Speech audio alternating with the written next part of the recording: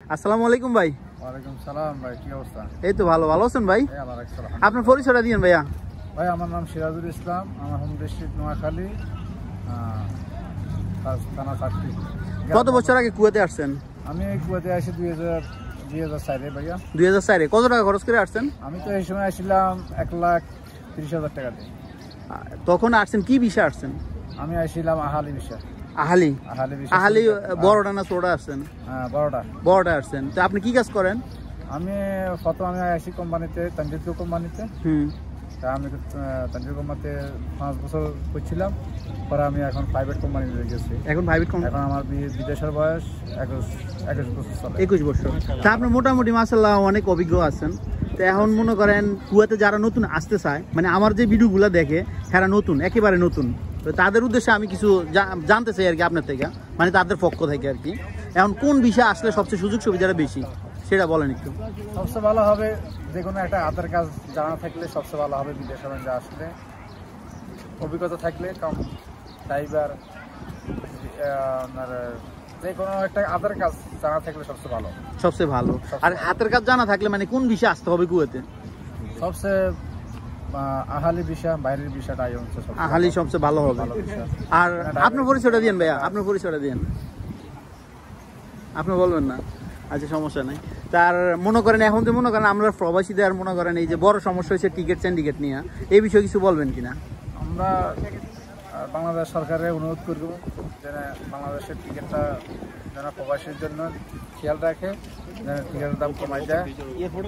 আর ইন্ডিয়ার থেকে লোক আসতে 1.5 লাখ টাকা 2 লাখ টাকা খরচা হয়।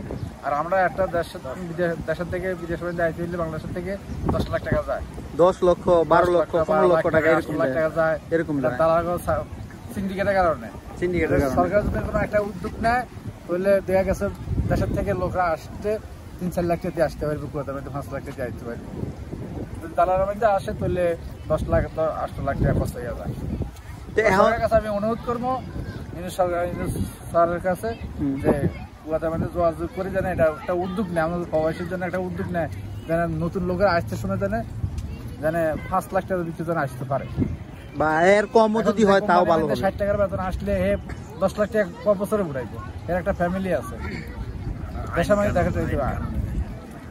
তো সবার কাছে অনুরোধ ব্যক্তি আছে যারা যত কমে পারে আর যত কমে। আর আরেকটা কথা আমি আপনার বলতে চাই, মনে করেন এই আমরা প্রতিটা একজন কিন্তু আমরা একটা বাংলাদেশ, তা আমরা যদি মনে করেন আমরা রিপ্রেজেন্ট করি বাংলাদেশকে, তাহলে মনে করেন এই দেশে চলতে যদি হই, এই দেশের কানুন বা কিভাবে চলতে হবে একটু আইডিয়া দিবেন। যেহেতু আপনি 21 বছর প্লাস আপনি কুয়েতে আছেন, তা আপনার মাশাআল্লাহ মোটামুটি অভিজ্ঞতা খুবই ভালো আছে, তো এই কারণে জানতে চাই আর কি আপনার থেকে। আমি এটাই করবো, সবাই বিদেশ আসলে জানে সবাই জানে কাম কাজের দিকে মনোযোগ দেয়, আর জানে সব দিকে যে কানুন হিসাবে যেন চলাফেরা করে, মানে কুয়েতের যে কানুনগুলো ওই কানুন অনুযায়ী চলা যাবে না। মানে কারণ আমরা তো মনে করেন প্রতিটা বাঙালি আমরা বাংলাদেশকে চাই বাংলাদেশের মানুষ সবসময় ভালো থাকুক। আমরা সবাই চাই এটা আমাদের নাম হবে, যেন আমরা যেন খারাপ কাজের মধ্যে জড়িত না হয়, অন্য কোনো নিশা জাতীয় মধ্যে জড়িত না হয়। আমরা যদি ভালো কাজ করি তাহলে আমরা সবাই করবো বাংলাদেশ মানুষ ভালো আছে, আমরা একজনের কারণে 10 জনের নষ্ট যেন না হয় বাংলাদেশের মানুষ। আরেকটা বিষয় মনে করেন এই যে বাংলাদেশ দূতাবাস থেকে একটা আইন করছে গণশুনানি, এটা আপনি জানেন? এটা জানেন না? মানে গণশুনানি মানে অর্থ মাসের প্রথম সপ্তাহে আগে রবিবারে শুনতো, এখন শুক্রবারে শোনে। মানে আপনার যে সমস্যা আছে ওই সমস্যার কথাগুলা আপনি এটা তো জানেন না। তো এটা বাংলাদেশে মনে করেন এম্বাসির এই যে দূতাবাস যে বাংলাদেশের যে এম্বাসিটা ওই জায়গা আর কি গণশুনানি করছে আর কি, যার মানে সুখ দুঃখ শোনে, মানে যার যে সমস্যা আছে ওই সমস্যা বিষয়ে কথা বলে আর কি। তো এটা তো জানার দরকার, কারণ আর বাংলাদেশ যেই পেজটা আছে ওই পেজে আপনি ফলো দিয়ে রাখবেন, কারণ তাহলে আপনি সবকিছু জানতে পারবেন, সব তথ্য জানতে পারবেন। তার আপনি যে তথ্যগুলো দিচ্ছেন কতটুকু সত্য? আমি তথ্যগুলো দিছি সবচেয়ে আমি জানি শুনিয়ে দিছি, মানে আপনি অভিজ্ঞতার থেকে আপনি দিচ্ছেন আর কি তথ্যগুলো, বিভাগের থেকে নিজের ব্যক্তিগত থেকে আমি বলছিলাম। তা আপনার গুরুত্বপূর্ণ সময় দেওয়ার জন্য অসংখ্য ধন্যবাদ, ভালোবাসা অবিরাম।